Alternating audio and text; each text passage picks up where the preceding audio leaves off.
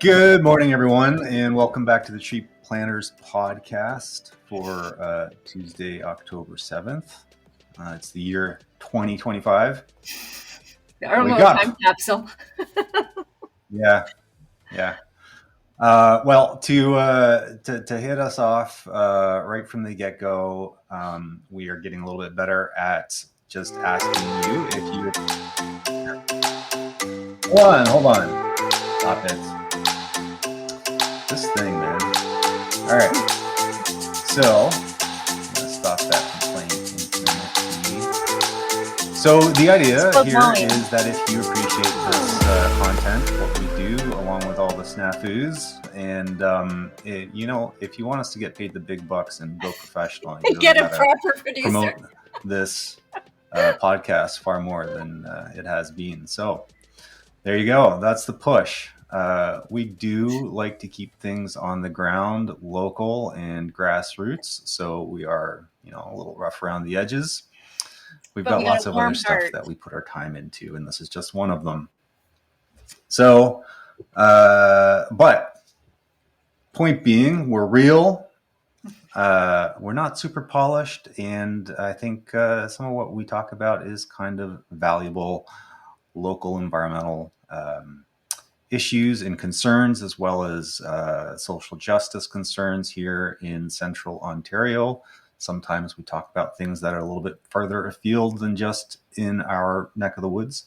But in a day and age when media is, especially legacy media, is really sort of not carrying its weight very well, I guess, right? Local voices, and certainly voices that really sort of are in good faith rather than sort of the bad faith actors out there that are just going for rage bait and clicks, are important to promote. And so I think we're one of those. And, if we don't say so ourselves. Give us a like or a rating or a review. Can you guys hear me still? Yeah.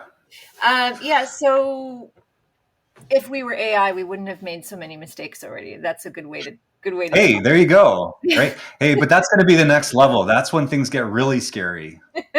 Yes. Right. You work that in just to make sure. You're probably right. So as you can see, we have Andrew McCammon from the Ontario Headwaters Institute. But before we get to Andrew, for those of you that are our regular followers and stick with us for the entire hour, you would have seen our podcast on September 30th with Jeff Menig, former chief of Beausoleil First Nations. And we had a really interesting and informative discussion about the Truth and Reconciliation. And one of the things that came out of that was if, you're not really sure what to do to make reconciliation better, and we did talk about it from a framing of not just about Indigenous to non-Native population, but just within your own life and your own community, was to go through the Truth and Reconciliation Commission's recommendations. And so to start off our podcast, until we get through all 94 or 5, we're going to do a little mini book club where if you follow along with us every time, we'll start off with one of the recommendations. So at the end, you can kind of see what's in a document that not enough people read. So Adam, give us the first one for today, please. Okay. And also credit where it's due, Andrew. We had initially sort of talked about doing this podcast episode on the 30th, and you had sort of flagged it. Well, that's actually National Truth and Reconciliation Day, and another day probably would be better to do this. So that's kind of what got the ball rolling on that for us. So I've got this little booklet here. You can order them from the University of Manitoba National Center for Truth and Reconciliation. They cost $7. At least they did when I got this, which was several years ago. And they will send it out in, I don't know, if we had carrier pigeons, I guess maybe that would work nowadays. But I don't know if Canada Post is going to get it to you anymore. We may not even have mail service. Who knows? Yeah. So the first, as Margaret mentioned, there's 94 action items here and calls to action.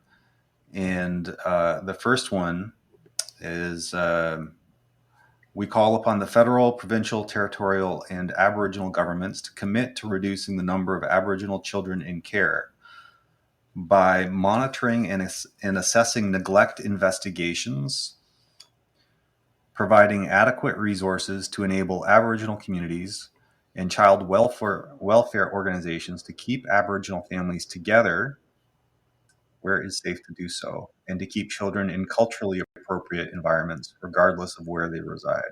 Those are some important points there, obviously. Ensuring that social workers and others who conduct child welfare investigations are properly educated and trained about the history and impacts of residential schools.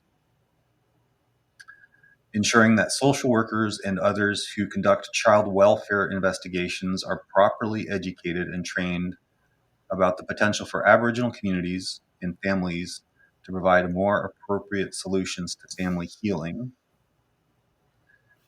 And finally, requiring that all child welfare decision makers consider the impact of the residential school experience on children and their caregivers. Mm-hmm. And just for those that aren't familiar with the document, the recommendations are kind of broken into like what governments can do, what corporations can do, what individuals can do. So for the first bit, it'll probably be more calls to the provincial and federal and territorial and Aboriginal governments. But yeah, so that was really great. Thank you for starting that, Adam. Well, I just want to, there's a couple of points there that kind of get to like the long tail of this stuff, right? How it persists over time, over the life of a person, over the life of a family, and goes down through generations. And people may not know this about me, but I did work in the child welfare system for a while, and with Children's Aid Society, and that is one of the things that you see over and over and over again is how it's multi-generational, and how a lot of people and kids get caught in sort of a cycle of abuse and neglect, and then grow up and are victimized by that victimization, and they repeat that through, and a lot of that has to do with poverty and substance abuse and things like that, and so it's difficult to break out of that. But I guess that emphasis on community and community supports is a pretty key one, and just acknowledging how difficult it is to break out of that cycle too. Mm-hmm. Yeah, and to make sure the policies and the trainings are set up in a way so that it's meant to facilitate breaking patterns versus continuing to perpetuate them, right? To take it, Yeah, and sorry. Oh, and just to really quickly also acknowledge that, we're talking about this kind of from the outside here. So if there's, please let us know if there's insight in, things that we're not getting right, or things that we may have missed in any of our sort of thinking and talking about this. Mm-hmm. Appreciate that. I think before we segue to Andrew, and Andrew, thanks for sitting so patiently and, and listening to this piece. To build on Adam's point, is our goal is to, I know it seems like a cover, but our goal really is to not display perfectionism and activism. It's about attempting. It's about sometimes getting it wrong. It's about sometimes not being polished. It's about sometimes making a good call. Sometimes you make a bad call. Like, it really is just about striving in a way that feels productive and positive. And that doesn't mean we'll always get it right, but it also means that we're just going to keep trying to show up and do it better. And so there's lots of things Adam and I have done that I would think, oh, we probably could have done that better. We probably couldn't have. We could have done something else, but we're evolving like everybody else. So, and we're very much not the purity test type of activists here. Margaret will talk about that. Yeah. But not to bring up Andrew and a purity test, but I think Andrew also kind of believes uh, in the idea of that striving towards something, even if it's not perfect, is the right way to go. And I know that talking to you about watershed security, I think I'm not to put words in your mouth, but I'm going to, before I let you introduce yourself, that from a watershed security, from water security, from the vision of where we could go as a province, let's just start there, has been really set backwards and not really striving towards better practices, but actually regressing. But I'll pass it over to you, Andrew, to introduce yourself and to comment on anything that you would feel that you want to that we've discussed so far. Well, first of all, thank you so much. It's an absolute pleasure, and we really appreciate the invitation. And it was no hard chore to sit through the introduction as you described. Um, I too am need to and am attempting to increase my understanding of the First Nations issues and the progress on the TRC recommendations, which is really pretty sparse and further threatened by the economic crisis that the world is being dragged into by malevolent forces south of the border. Um, so it's going to be the next few years are going to be very difficult for Canada, and we need to somehow find the capacity socially, because I'm not sure we're going to have the capacity financially to embrace TRC.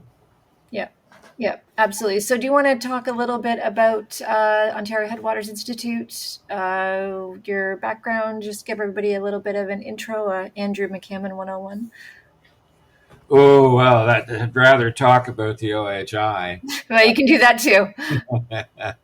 um, I have been involved in water, believe it or not, from when I was a boy.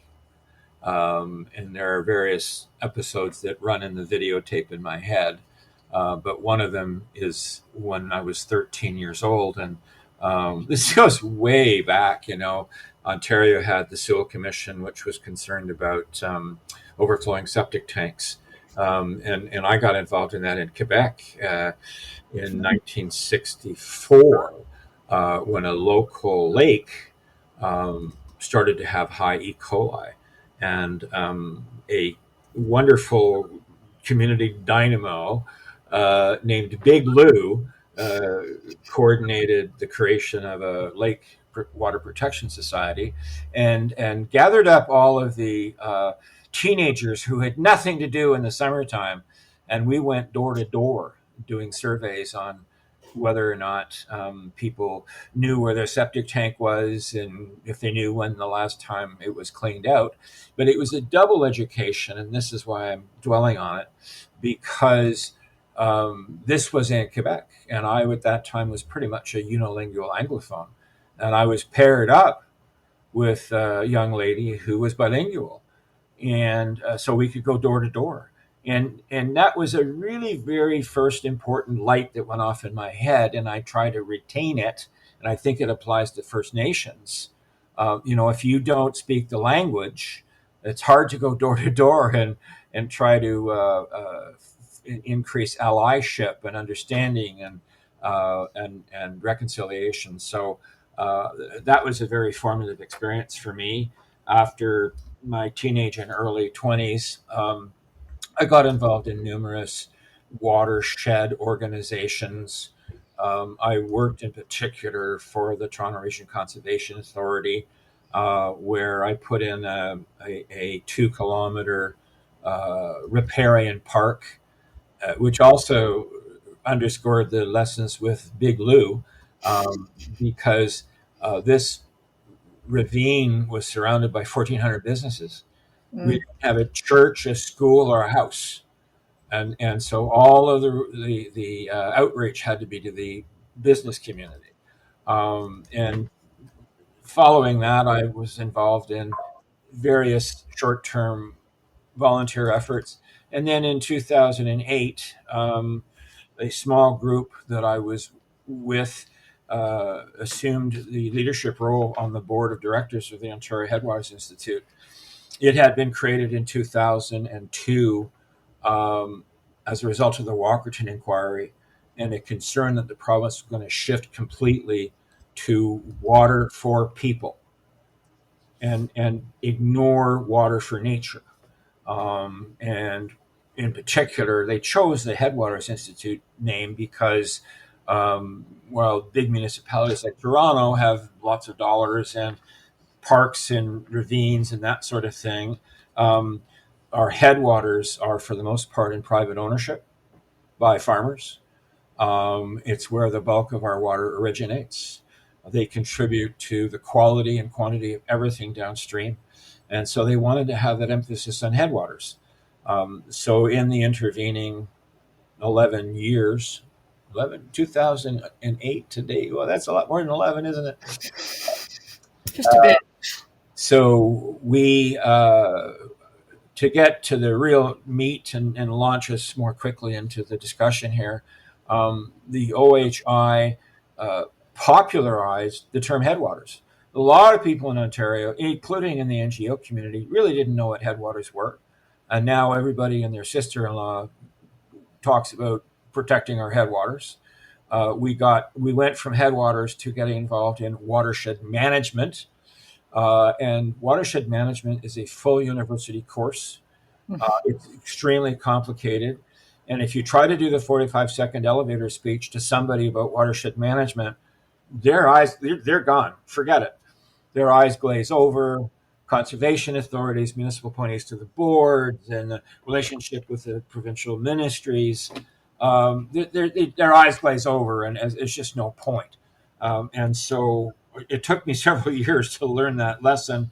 And watching eyes glaze over me. Well, I'm smart enough and creative enough and articulate. I know how I can get through to these people. So after many years, we decided that we wanted to shift from a process discussion of complexity. And in 2024, our objects with the Canada Revenue Agency were changed, and we now promote watershed security. A lot of people, they don't know about CAs and who is responsible for the storm sewers and how the municipalities permit various substances to flow into the surface water. But everybody understands watershed security. It's visceral. Mm-hmm. Whether you don't want forest operations in Algonquin Park or chemicals flowing into the Great Lakes or invasives or MZOs for crazy municipal boundary expansion, people get watershed security. So that's who we are now. And watershed security means resilient and healthy watersheds in order to safeguard regional ecological integrity, social well-being, and economic vitality. So there's a pretty long introduction, and I hope it became pointed once I got to the end. Yeah, no, it's all good. I wasn't sure if I think you're right that watershed security is something that some people may not be familiar with the term, but everyone understands about the longing to have fresh and clean water available to them, whether it be for recreation, for swimming within their nature areas close to home. Like people do want that and get that. And I think it's interesting, like one thing. So here's something that I like to think about sometimes is when I meet someone like yourself who knows a lot about watersheds and water security and everything else, I always wonder, like, what are the things that make you, like the facts or things that make you go, wow, if everybody just knew this couple of things, for example, about water. So like, do you have a couple of things that if like you were to talk to a kid, like, did you know, whether it be something about like Canada and water security, whether it be about water as an element, like what, just to put you on the spot, but what are like a couple of things that the average person may not even appreciate about water, that some facts that you have rolling around in your head? Because I know you probably have at least a few. Yeah. This is completely unrehearsed. People should know that. it's a little hard with kids. I'm going to start with the big answer to your question, and that is that people don't understand where water comes from. And I, being a policy nerd and a bit of a science nerd, I just love the story about that when the Earth formed from debris being compacted in the solar system and was volcanic for 100 million years. We had no atmosphere, we had no water. And it was the volcanoes that ejected toxic chemicals into what pretended to be an atmosphere and all the water vapor. And it took a couple of 100 million years for that water vapor to condense. And it rained for 100 million years.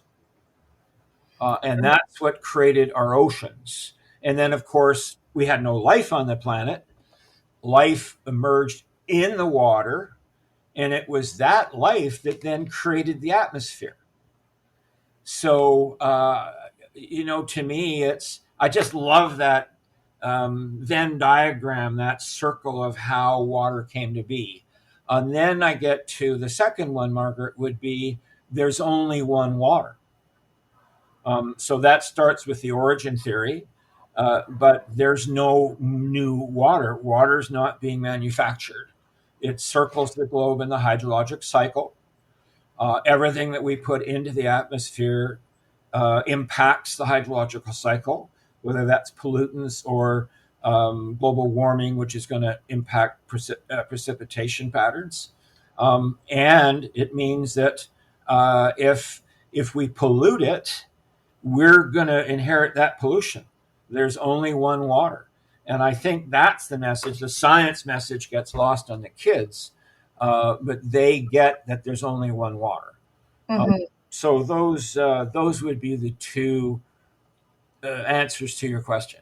Yeah, that's great. I'll pass it on to Adam here because I'm sure he has something intelligent to say. But I'll just share a little story about when we went for a walk with Bob Bowles a couple weekends ago in the Copeland Forest on the Oro Moraine.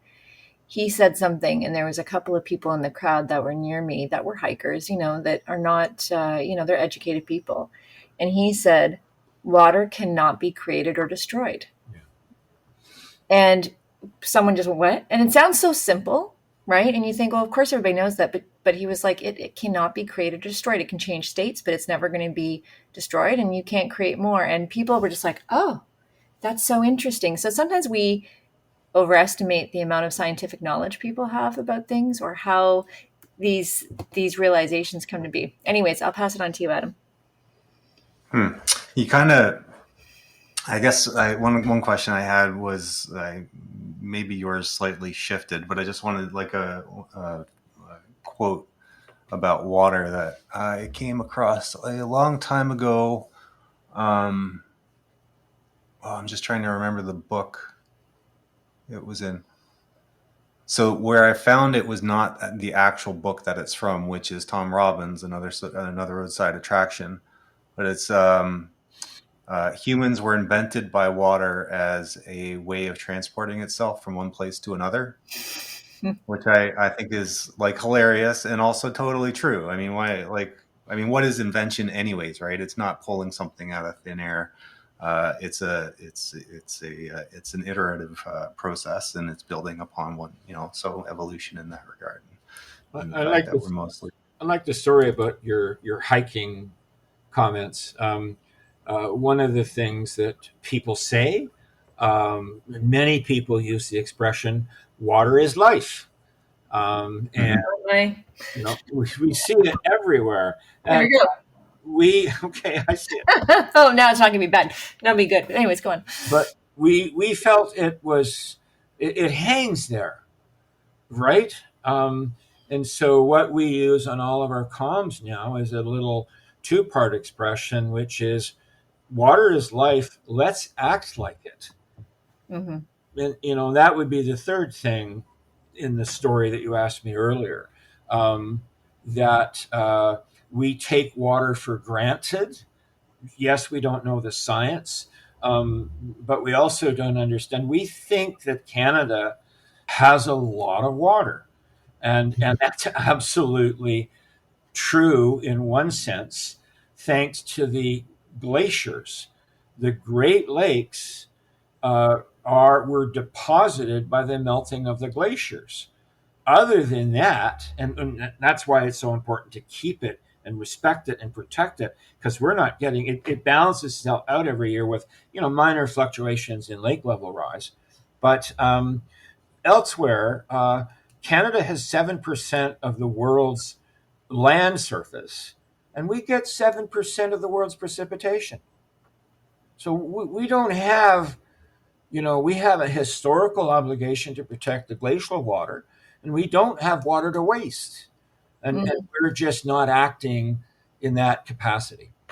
Well, I read Maud Barlow's book a while ago called Boiling Over, no, Boiling Point. And she talked about how we get this fact about Canada has 20% of the world's fresh water.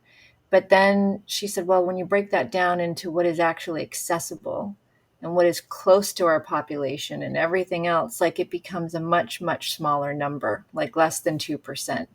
So she said it's kind of misleading. I'll let you comment on that, but just the idea of that we have so much plenty, there's so much around us, and then it's always going to, that hydrologic cycle, it's always going to just kind of keep coming here. But as climate changes and everything, like you can't guarantee it's going to come here. You can't guarantee it's going to come in the form that we need at the time you need it.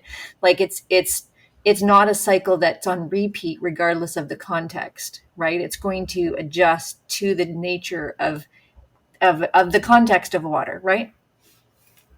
Yeah, absolutely. One of the fortunate things about Canada, I'm going to take your comment and extend it a little bit, is that we have 4 seasons, and so we may get some variances within certain parameters, but it's not like we get monsoons that are going to double and intensify.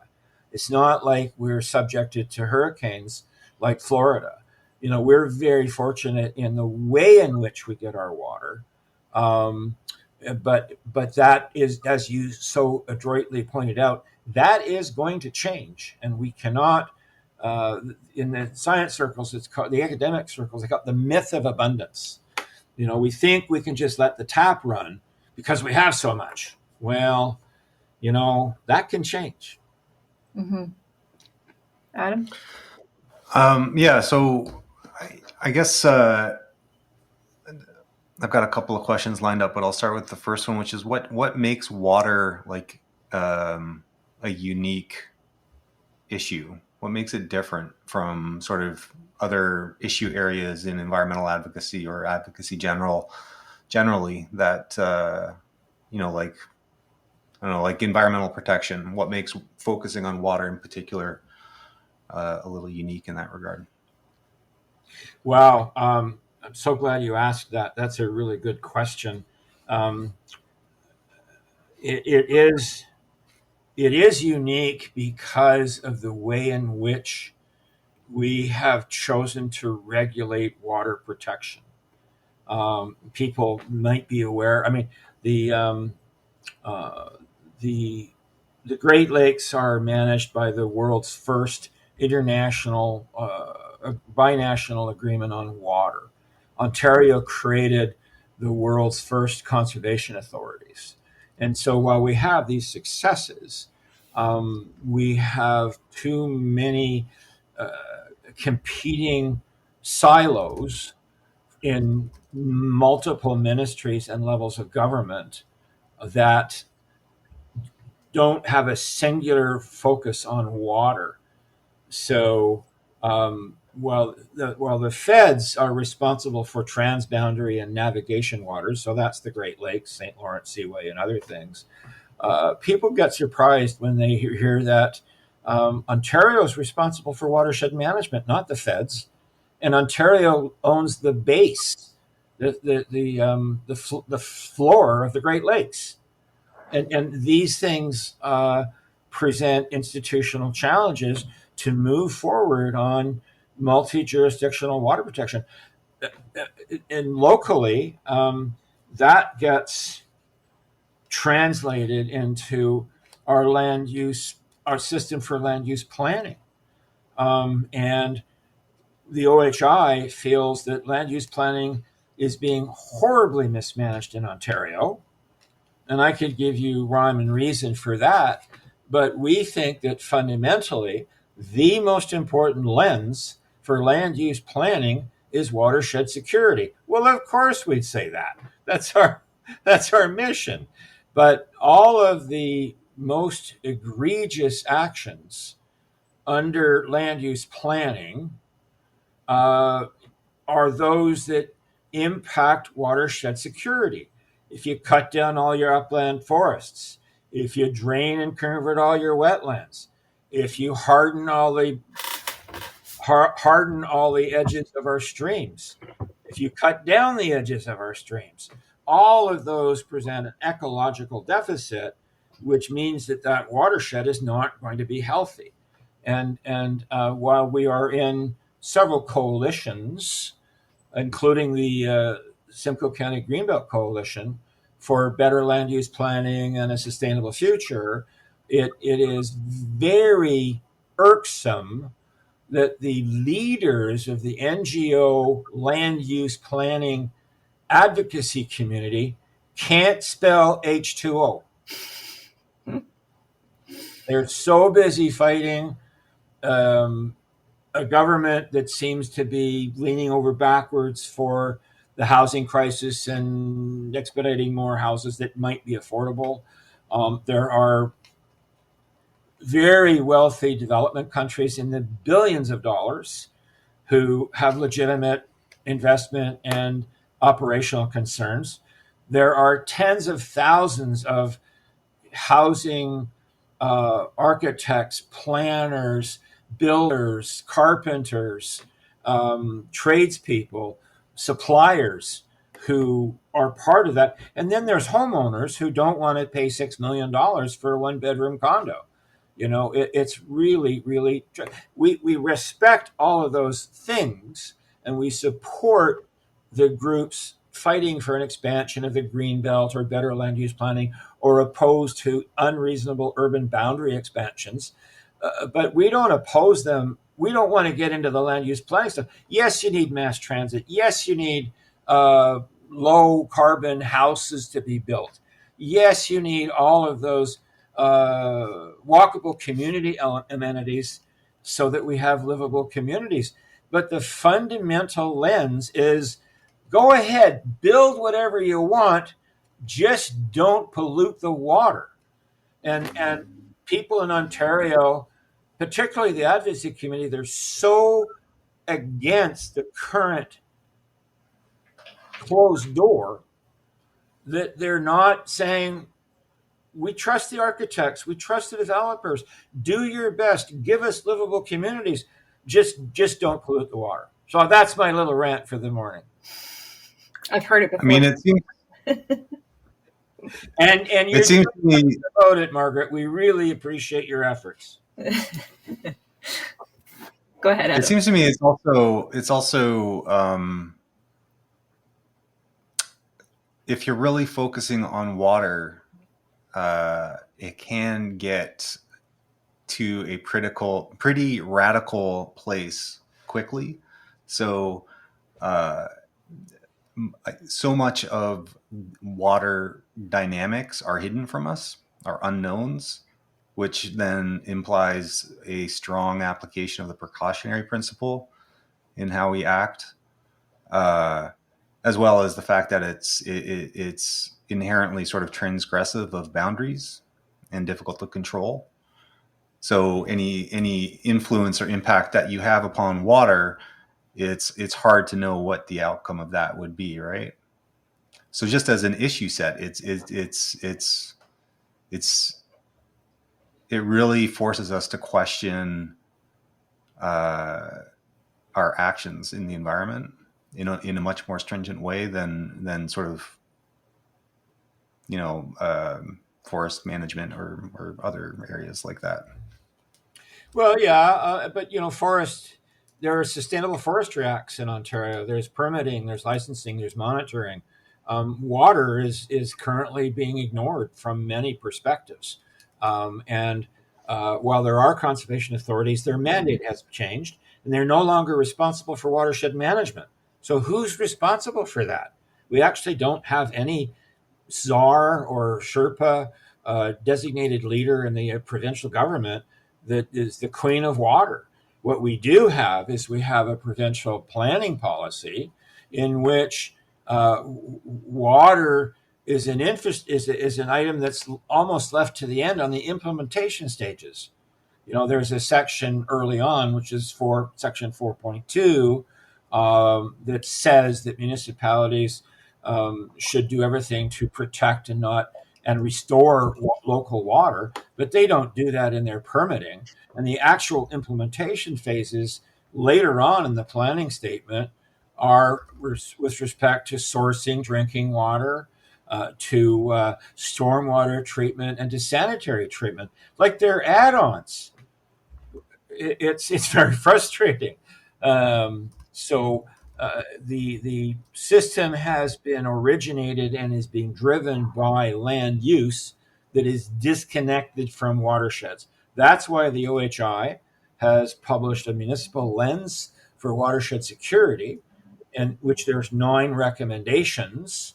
But the number one is that municipalities should integrate land use and watershed planning. It doesn't make any sense that you've got 5 ministries doing land use planning and nobody's doing watershed planning. It belongs in the municipalities. They can be supported by CAs.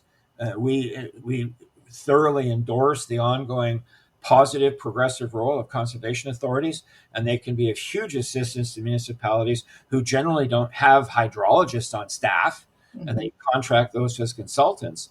But unless the municipalities embrace this integration, we're going to continue to doing exactly what you said, Adam. It's going to continue to be obtuse and opaque. Mm-hmm. And building on Adam's point there, one of the things that the very first report, and I don't know if Adam will remember this or not. I don't even know if you just started. My memory is not good. It's non-existent practically. We did a report called Simcoe Blues. And it started because we were looking into kind of water issues that were happening around Simcoe County. And we went into the source water protection plans.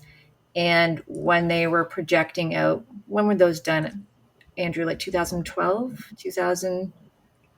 Well, varied across the province. Somewhere in that range, though. Somewhere around 2012, I feel like 2011.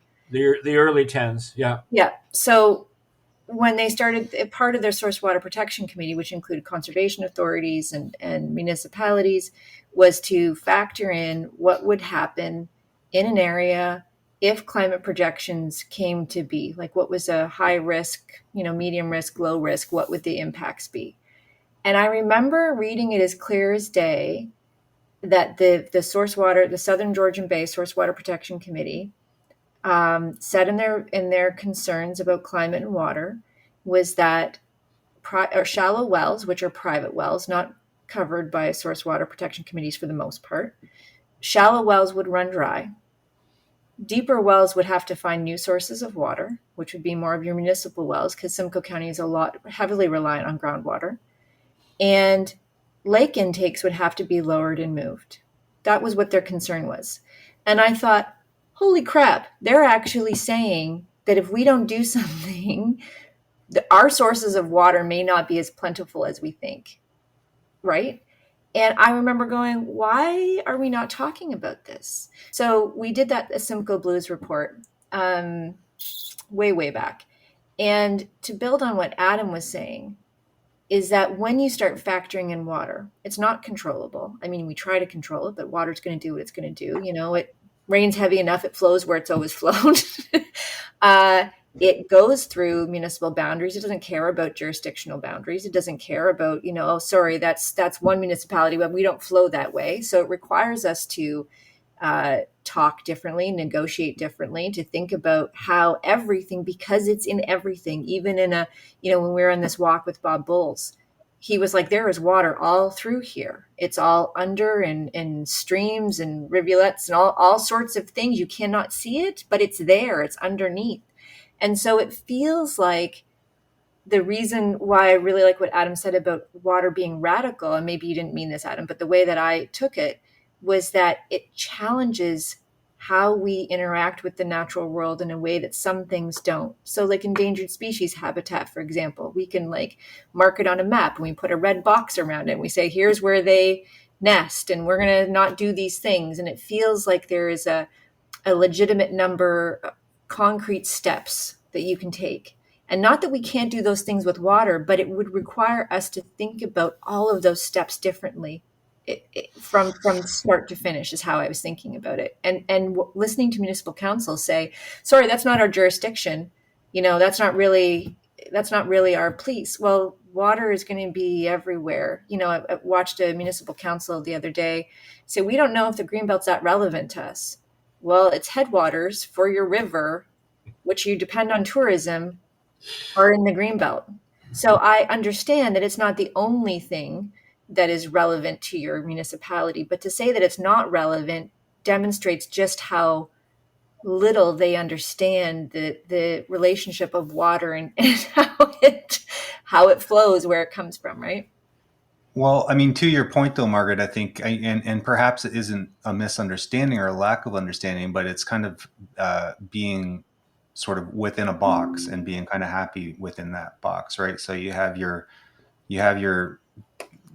clearly delineated jurisdiction, and you don't really want to step outside of that, because then you start having to ask sort of perhaps more complicated and difficult questions and assuming different responsibilities that you might feel burdensome and things like that, right? And so that this is kind of what it's getting at, though, is that it. And Andrew, you mentioned the joint commission. That sort of cross-sectional, interjurisdictional kind of approach to dealing with water is kind of what's necessary. And I think, like as you were speaking, one of the interesting things about water too is if you try to control it too much, you start running into problems. It's, for instance, the Army Corps of Engineers is well known for doing these massive earth projects, whatever, like just where they sort of channel these large rivers in these straight routes, and it caused all kinds of flooding issues and everything. And it was good for navigation, but it wasn't good for a lot of other things. Or we see in a lot of cities. I think the Don just had this rehabilitation at the mouth of the Don where they renaturalized a bunch of the area, which really sort of helps address the flooding issues as well.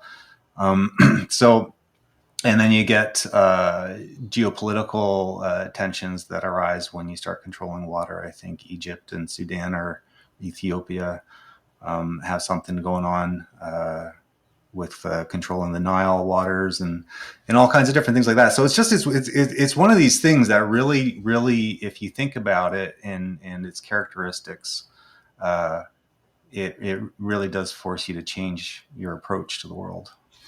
A couple of responses. First of all, the counselors are simply absolutely wrong. They are obligated to follow 4.2 of the Provincial Planning Statement. And we take great glee in informing of that over and over and over again. We also generally find that every municipal strategy or high-level official plan makes all kinds of commitments on water, but they don't implement them.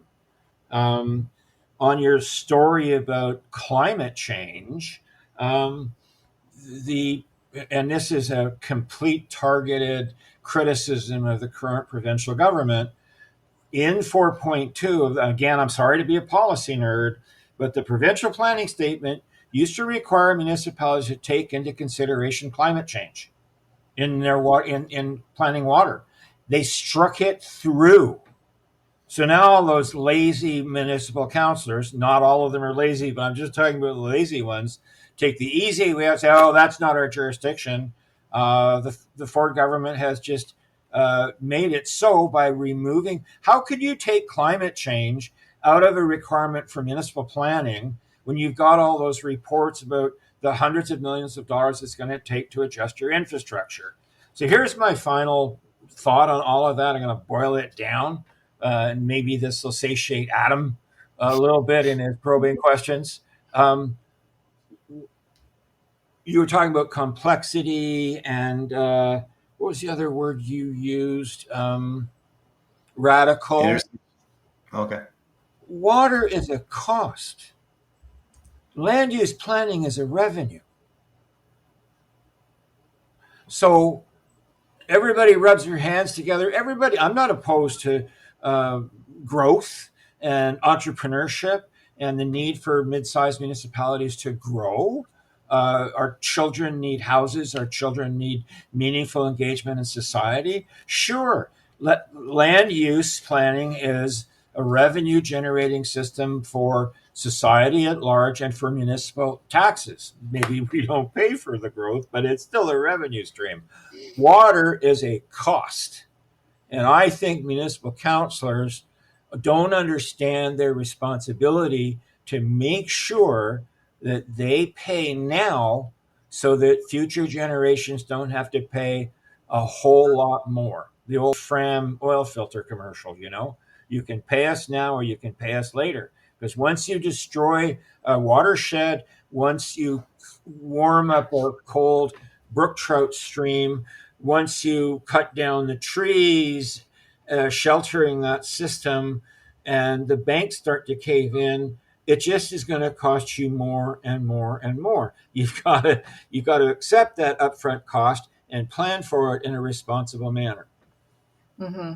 Well, similar to, I remember David Crombie told me a little bit of a story, but you probably know more of the details about how the city of Toronto filled in all of its coastal wetlands, right, ages ago. And then realized, oh, actually, that was not a great idea. And then had to spend all kinds of money to try to rehabilitate what they could. But most of it's like, he was telling me about how the original shoreline was much further back. Like, I was like, this is a crazy thing that most people don't realize. There's a history within Ontario over multiple jurisdictions of us doing the things that you just said we shouldn't be doing. And then decades later going, oh, that actually worked out really bad for us. And now we're going to have to spend more money to try and fix the thing that we ruined, that we thought was a net benefit. That's Front Street is the original shoreline. Yeah. Are you frozen, Andrew? Can you hear me? Because my camera's frozen. Yeah, we can hear you. Okay, good. Yeah, Front Street. I was thinking about that. I'm absolutely right. The Leslie Street spit, that there was a bit of a isthmus there, a peninsula there, but it's just been, I don't know, I think it's 5 times the size that it was. But we and it's not just Toronto. Look, Hamilton Harbor. Hamilton Harbor is a AOC, area of concern. And it's right beside one of the most prolific coastal nurseries at the bottom of the Burlington, the Botanical Gardens. And I can't remember the name of it. Adam, you started this senility. It's catchy. Is it the Royal Botanical Gardens? Yeah, but there's this bay down at the base that provides, it's something like 7% of the biomass in Lake Ontario breeds in that bay, and it's right beside Hamilton Harbor. Thunder Bay, same thing. Thunder Bay had huge, beautiful coastal wetlands, and they're also an area of concern, which is a legacy toxic area that needs to be cleaned up and identified by the International Joint Commission. We've just done it over and over and over again. Mm-hmm. So I'm aware, Andrew, that you have a meeting at 12 that you have to jump on. So maybe we should start wrapping up, and unless there's Margaret, have you got a burning question? No, I just want to make sure that Andrew had time to talk about the things that he needed to talk about municipal charters and that sort of thing. I think it's important to talk about the Greenbelt because it's so foundational to the Simcoe County Greenbelt Coalition. We're a member of the coalition. We support watershed security within the Greenbelt. We'll be supporting your recommendations once and if the review of the Greenbelt plan gets launched. But we have two particular bugaboos. One is that, and I'm sure you share them, one is that infrastructure projects in the Greenbelt do not require environmental assessments. Now, most infrastructure projects are of such capacity that they will impact watershed health. And that would include anything from the 413 to the new sewage treatment plant in Erin on the Upper West Credit, to any expansion of any regional road from 2 to 4 or 6 lanes. So all of that stuff that's infrastructure as opposed to private development is excluded. Now, some of them may actually do it, but it's voluntary. So the divorcing the Greenbelt plan from watershed security is, to my way of thinking, silly, similar to the coastal wetland discussion we had. And the other one is that, and I know that the SCGC wants Greenbelts expanded.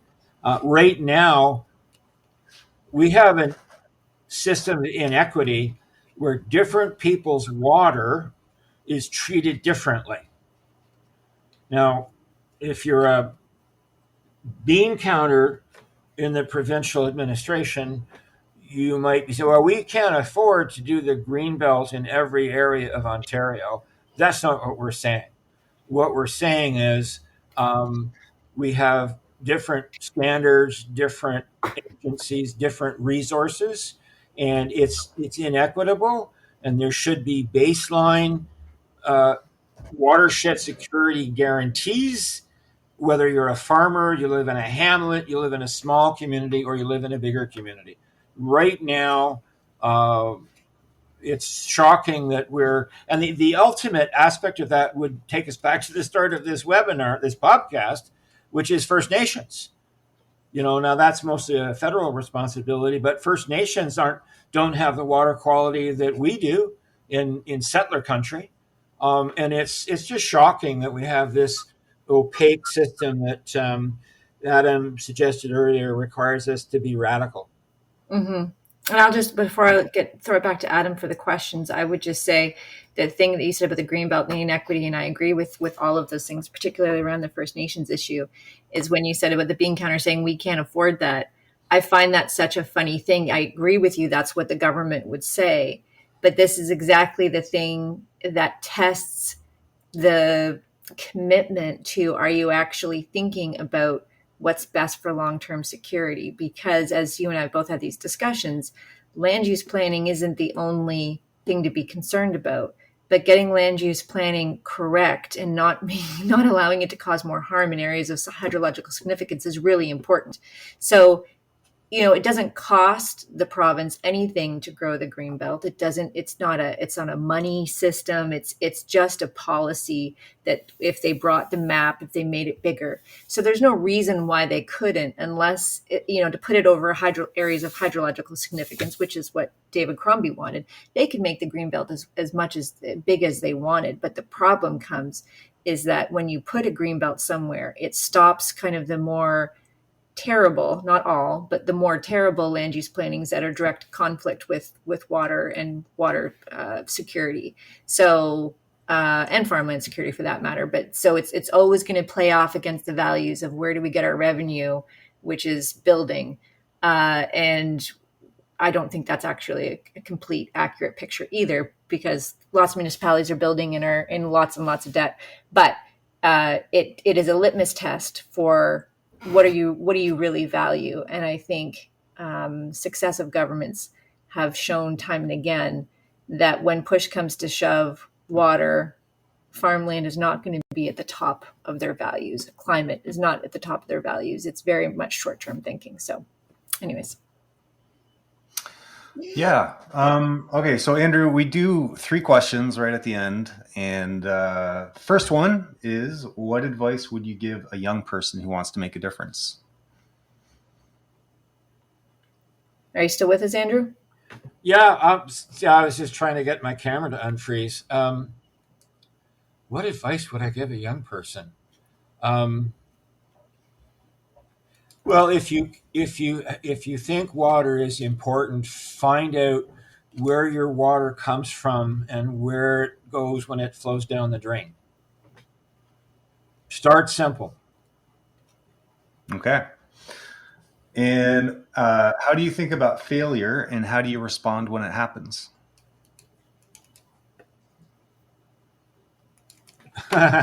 Well, I don't even know how to start with that. We've been experiencing failure since the second to last provincial election. We have a government that doesn't listen. There's no consultation. It's all superficial, and so we steeled ourselves against policy failure. So many of my colleagues have simply retired. They've simply gone away. And it's very important to be resilient and recognize the atmosphere in which we're living. Okay. And finally, what's something you've been enjoying recently? It could be a book, a podcast, a song or album, an activity, something like that. Well, this will be a funny answer. I make most of my income by acting as a natural landscaper. And I am so fortunate. I get to go out. Maybe this is the answer to your failure question too. When you have some successes policy wise, but I just love to get outside and help people beautify their property, plant trees and shrubs, create gardens, add to biodiversity, ensure the pollinators go in. And that hands-on stuff is so gratifying. That it balances me and keeps me sane. Understood. Sounds good. I appreciate that. Yeah. So, well, thank you for joining us, Andrew. Yeah, I appreciated it. This hour kind of flew by. Mm-hmm.